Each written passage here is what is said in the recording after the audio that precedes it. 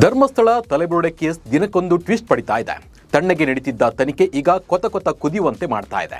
ಪರ ವಿರೋಧದ ಚರ್ಚೆ ನಡುವೆ ಸತ್ಯ ಮರೀಚಿಕೆ ಆಗುತ್ತಾ ಅನ್ನೋ ಭಯ ಹೆಚ್ಚಾಗಿದೆ. ಎಲ್ಲದಕ್ಕಿಂತ ಹೆಚ್ಚಾಗಿ ಯೂಟ್ಯೂಬರ್ಗಳ ಮೇಲಿನ ಹಲ್ಲೆಯ ನಂತರ ಧರ್ಮಸ್ಥಳ ಬೂದಿ ಮುಚ್ಚಿದ ಕೆಂಡದಂತಾಗಿದೆ. ಈಗಾಗಲೇ ಮಾಸ್ಕ್ ಮ್ಯಾನ್ ತೋರಿಸಿದ 12 ಜಾಗವನ್ನ ಅಗೆದು ಹುಡುಕಿರುವ ಎಸ್ಐಟಿಗೆ ತಲೆನೋವು ಆಗಿರೋದು ಪಾಯಿಂಟ್ ನಂಬರ್ 13.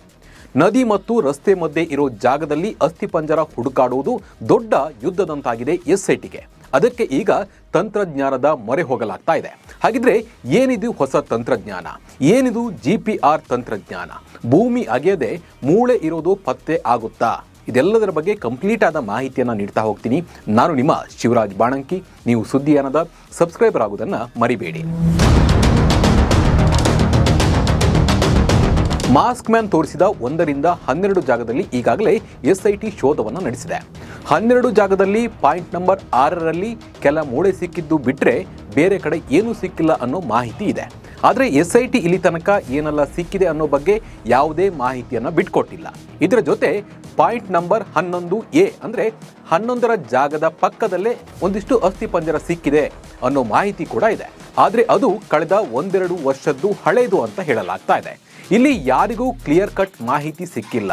ಯಾರು ಕೂಡ ಇದ್ದಿದ್ದು ಇದ್ದಂಗೆ ಹೇಳ್ತಾ ಇಲ್ಲ. ಗೊಂದಲದ ಗೂಡಿನ ನಡುವೆ ಗಲಾಟೆ ಕೂಡ ನಡೀತಾ ಇದೆ. ಪರ ವಿರೋಧದ ಚರ್ಚೆ ಕೂಡ ಜೋರಾಗಿ ನಡೀತಾ ಇದೆ. ಅಲ್ಲದೆ ನಿನ್ನೆ ಸಂಜೆ ಯೂಟ್ಯೂಬರ್ಗಳ ಮೇಲೆ ಹಲ್ಲೆ ಮಾಡಿದವರ ಮೇಲೆ FIR ಕೂಡ ಈಗ ದಾಖಲಾಗಿದೆ. ಇದೆಲ್ಲದರ ನಡುವೆ ಈಗ ಪಾಯಿಂಟ್ ನಂಬರ್ 13ರತ್ತ ಎಲ್ಲರ ಚಿತ್ತ ನೆಟ್ಟಿದೆ. ಈಗಾಗಲೇ ಹೇಳಿದಂತೆ ದೂರುದಾರ 13 ಜಾಗವನ್ನು ತೋರಿಸಿದ್ದಾನೆ. ಅದರಲ್ಲಿ 12 ಜಾಗ ಅಗೆಯಲಾಗಿದೆ. 6ರಲ್ಲಿ ಹೊರತುಪಡಿಸಿ ಬೇರೆ ಏನೂ ಸಿಕ್ಕಿಲ್ಲ ಅಂತ ಹೇಳಲಾಗ್ತಿದೆ. ಇದೀಗ ಪಾಯಿಂಟ್ ನಂಬರ್ 13ರಲ್ಲಿ ರಾಶಿ ಹೆಣಗಳಿವೆ ಅಂತ ಹೇಳಿ ಆ ಅನಾಮಿಕ ವ್ಯಕ್ತಿ ಹೇಳಿದ್ದಾನೆ. ಈ ಕಾರಣಕ್ಕೆ ಸಾಕಷ್ಟು ಉದ್ದ ಅಗಲಕ್ಕೆ ಆ ಒಂದು ಜಾಗದಲ್ಲಿ ಮಾರ್ಕ್ ಮಾಡಲಾಗಿದೆ. ಆದರೆ ಈ ಪಾಯಿಂಟ್ SIT ಅಧಿಕಾರಿಗಳಿಗೆ ಕಗ್ಗಂಟಾಗಿದೆ. ಬುಧವಾರ ಉತ್ಖನನ ಮಾಡಿ ಮುಗಿಸಬೇಕಾಗಿದ್ದ ಈ 13ನೇ ಪಾಯಿಂಟ್ ಅಗೆಯದೆ 14ನೇ ಪಾಯಿಂಟ್ ಅಂದರೆ 11ರ ಪಕ್ಕ ಇದ್ದ ಜಾಗವನ್ನು ಅಗೆಯಲಾಗಿದೆ. ಆದರೆ ಈ 13ನೇ ಪಾಯಿಂಟ್ ಅನ್ನು ಬುಧವಾರನೂ ಆಗಿದ್ದಿಲ್ಲ, ಗುರುವಾರನೂ ಆಗಿದ್ದಿಲ್ಲ. ಈ 13ನೇ ಪಾಯಿಂಟ್ನ ಮಧ್ಯಭಾಗದಲ್ಲಿ 2 ವಿದ್ಯುತ್ ಕಂಬಗಳಿವೆ. ಅಷ್ಟೇ ಅಲ್ಲದೆ ಪಕ್ಕದಲ್ಲೇ ನೇತ್ರಾವತಿ ನದಿಗೆ ಅಡ್ಡಲಾಗಿ ಕಟ್ಟಲಾದ ಸಣ್ಣ ಆಣೆಕಟ್ಟು ಇದೆ. ಪಾಯಿಂಟ್ ಪಕ್ಕದಲ್ಲೇ ಸಾರ್ವಜನಿಕ ರಸ್ತೆ ಇದೆ. ಗುರುವಾರ ಕೂಡ ಪಾಯಿಂಟ್ ನಂಬರ್ 13ರಲ್ಲಿ ಉತ್ಖನನ ಮಾಡಿಲ್ಲ. ಅಂದರೆ ಇವತ್ತು ಯಾವುದೇ ಉತ್ಖನನ ಮಾಡಿಲ್ಲ. ಹೀಗಾಗಿ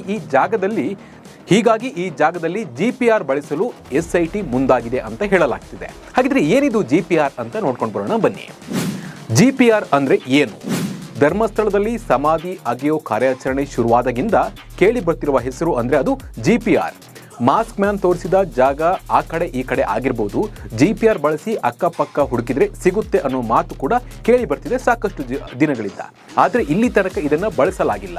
ಆದರೆ 13ನೇ ಪಾಯಿಂಟ್ನಲ್ಲಿ GPR ಬಳಸೋಕೆ ಮುಂದಾಗಿದೆ ಅನ್ನೋ ಮಾತು ಕೂಡ ಕೇಳಿ ಬರ್ತಾ ಇದೆ. ಅದಕ್ಕೆ ಕಾರಣ ಈ ಜಾಗ ರಸ್ತೆ ಪಕ್ಕದಲ್ಲಿ ಇರೋದ್ರಿಂದ.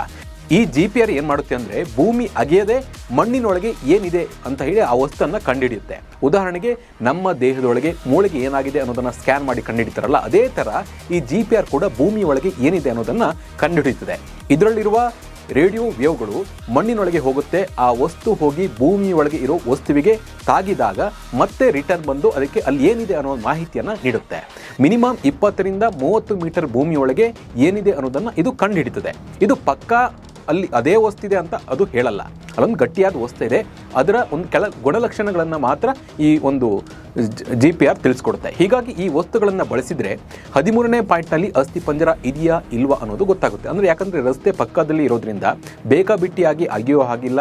ಹಾಗಾಗಿ ಅಲ್ಲಿ ಸಾಕಷ್ಟು ಹೊತ್ತು ಸಮಯವನ್ನು ವ್ಯರ್ಥ ಮಾಡೋಂಗಿಲ್ಲ, ಮೇನ್ ರೋಡ್ ಅಲ್ಲ. ಹಾಗಾಗಿ GPR ಬಳಸಿದರೆ ಒಂದು ಪರ್ಟಿಕ್ಯುಲರ್ ಜಾಗದಲ್ಲಿ ಆ ಒಂದು ವೇವ್ ಬಂದಾಗ ಅಲ್ಲಿ ಅಗೆದಾಗ ಸಿಗಬಹುದು ಅನ್ನೋ ಒಂದು ನಂಬಿಕೆ ಮೇಲೆ ಇದನ್ನು ಬಳಸಲಾಗುತ್ತೆ. ಒಟ್ಟಿನಲ್ಲಿ ಈಗಾಗಲೇ 12 ಜಾಗದಲ್ಲಿ ಉತ್ಖನನ ಮಾಡಿರೋ ಬಗ್ಗೆ SIT ಅಧಿಕಾರಿಗಳು ಮತ್ತು ಅದಕ್ಕೆ ಸಂಬಂಧಪಟ್ಟ ಅಧಿಕಾರಿಗಳು ಚರ್ಚೆಯನ್ನು ನಡೆಸ್ತಾ ಇದ್ದಾರೆ. ಆ ಬಗ್ಗೆ ಹೆಚ್ಚಿನ ತನಿಖೆಯನ್ನು ಮಾಡ್ತಾ ಇದ್ದಾರೆ. ಆದರೆ ಮಾಸ್ಕ್ ಮ್ಯಾನ್ ತೋರಿಸಿದ 13 ಜಾಗದಲ್ಲಿ 1 ಜಾಗ ಮಾತ್ರ ಉಳಿದಿದೆ. ಈ ಜಾಗದಲ್ಲಿ ಉತ್ಖನನ ಮಾಡಿದ್ದ ನಂತರ SIT ಏನು ಮಾಡುತ್ತೆ? ಮತ್ತೆ ಈತ ಹೇಳಿದ ಜಾಗದಲ್ಲಿ ಅಂದರೆ ಬೇರೆ ಕಡೆದಲ್ಲಿ ಅಗೆಯುತ್ತಾ ಅಥವಾ ಇಲ್ಲಿ ತನಕ ಅಗೆದ ಜಾಗದ ಬಗ್ಗೆ ರಿಪೋರ್ಟ್ ತಯಾರಿಸಿ ಮುಂದಿನ ಕ್ರಮವನ್ನು ತೆಗೆದುಕೊಳ್ಳುತ್ತಾ? ಮಾಸ್ಕ್ ಮ್ಯಾನ್ ಹೇಳಿದ್ದಲ್ಲ ಸತ್ಯಾನ ಸುಳ್ಳ ಅನ್ನೋದನ್ನು ಜನರ ಮುಂದೆ ಇಡುತ್ತಾ ಅನ್ನೋ ಪ್ರಶ್ನೆ ಈಗ ಸಾಕಷ್ಟು ಜನರಲ್ಲಿ ಕುತೂಹಲವನ್ನು ಮಾಡಿದೆ. ಈ ಬಗ್ಗೆ ನಿಮ್ಮ ಅನಿಸಿಕೆ ಮತ್ತು ಅಭಿಪ್ರಾಯವನ್ನು ನಮಗೆ ಕಮೆಂಟ್ ಮೂಲಕ ತಿಳಿಸಿ. ನಮಸ್ಕಾರ.